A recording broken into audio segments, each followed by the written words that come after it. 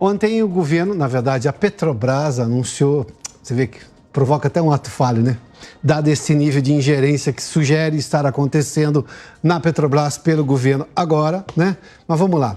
Fato é que a Petrobras anunciou ontem, já está valendo desde hoje de manhãzinha, lá nas refinarias, um aumento no preço dos combustíveis gasolina e diesel. Vamos dar uma olhadinha de novo para saber exatamente esses valores. Nós preparamos aqui uma tela. O diesel subiu 25,8%.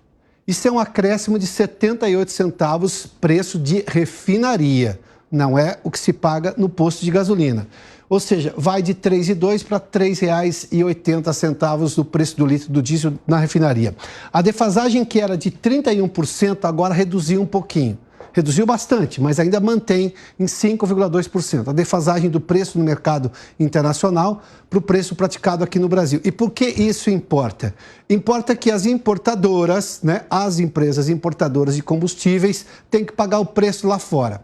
Daí ela não consegue vender aqui porque você acaba tendo uma concorrência desleal com a Petrobras, que estava praticando preços muito abaixo do mercado internacional.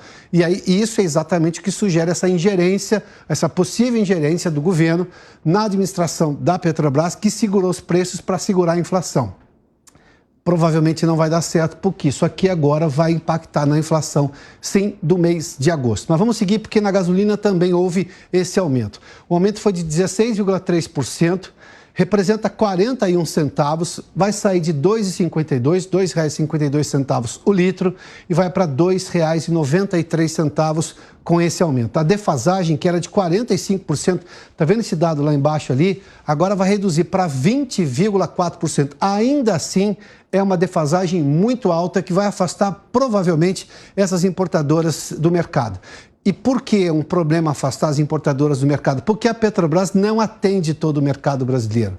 Daí que ontem, por exemplo, o que o governo fez, essa pressão agora que a Petrobras levou a Petrobras a, digamos, repassar esse aumento, parte desse aumento, é justamente um medo de desabastecimento. Alguns lugares do país já estavam reportando desabastecimento.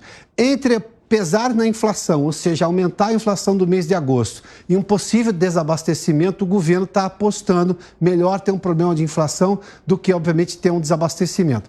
Como a gente teve na greve dos caminhoneiros lá em 2018, você se lembra, o Brasil conheceu o conceito da economia de escassez, que é o mais dolorido de todos, quando você entende exatamente o que é escassez. Viver escassez é muito pior. Vamos lá, só para lembrar um pouco da inflação, claro que esse aumento de preço nos combustíveis vai mexer na inflação. Vamos lembrar qual foi a inflação de julho, perdão? Julho teve uma inflação de 0,12%. Só para lembrar, em junho tinha sido uma deflação de 0,08%. Esse aumento aqui ocorreu muito pressionado por exatamente gasolina. Embora o diesel, só para lembrar desse dado do diesel, já vou voltar esse gráfico aqui, o diesel chegou a cair o diesel caiu 1,37%. O setor de transportes subiu em 50%, muito pressionado pela gasolina, que teve essa alta de 4,75%. Ou seja, a gasolina vai continuar pressionando a inflação agora de agosto, vai ter o acréscimo, muito provavelmente, do diesel também, porque teve um aumento importante no valor do diesel.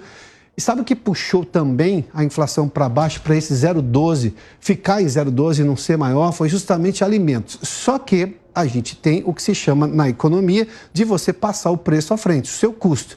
Se os combustíveis ficam mais caros, muito provavelmente o transporte vai interferir no preço da comida, a menos que a gente tenha uma safra muito favorável, não tenha problemas climáticos e tudo mais, e esse preço não seja tão forte no IPCA a ponto de mexer na inflação. Mas isso mostra claramente agora o desafio da inflação do mês de agosto. Para você ter uma ideia, se a gasolina não tivesse subido em agosto do ano passado, perdão, em julho agora, a gente teria tido provavelmente uma outra deflação. Mas a inflação já começou a subir e não é muito, obviamente... Aliás, é necessário lembrar que a gente está vendo o acumulado do ano, a inflação está em 3%. Tá, uma inflação, digamos, mais comportada. Nos 12 meses, 3,99%. A inflação é baixa hoje ainda muito em função das deflações do ano passado, ainda no governo Bolsonaro. O que o governo Lula agora vai ter que comprovar é como é que ele vai conseguir mexer na inflação. Só que vamos lembrar uma coisa? Lá atrás, não é controlando o preço da Petrobras, isso não funciona. Lá atrás, o governo federal reduziu impostos sobre combustíveis, abriu mão de receita. E aí você controlou a inflação, o que foi paradigmático no mundo inteiro. Detalhe nessa história toda é que, mesmo assim, o Brasil cresceu quase 3% no ano passado, a inflação em queda, e foi, obviamente, chamou a atenção do mundo inteiro. Só que era um governo que reduzia o tamanho da máquina do Estado, reduzia os custos, cortava despesas, inclusive impostos, o que melhorou, obviamente, o ambiente econômico de crescimento. Este governo não é exatamente, não pensa dessa maneira. Está subindo impostos, ou seja, quer arrecadar mais, porque tem uma situação muito mais severa em relação aos gastos que geram, então precisa arrecadar mais. Está pretendendo fazer, por exemplo, no ano que vem ter déficit zero, mas para isso vai ter que arrecadar muita coisa. Ninguém acredita que isso seja possível fora do governo, inclusive o próprio presidente do Banco Central deu essa declaração.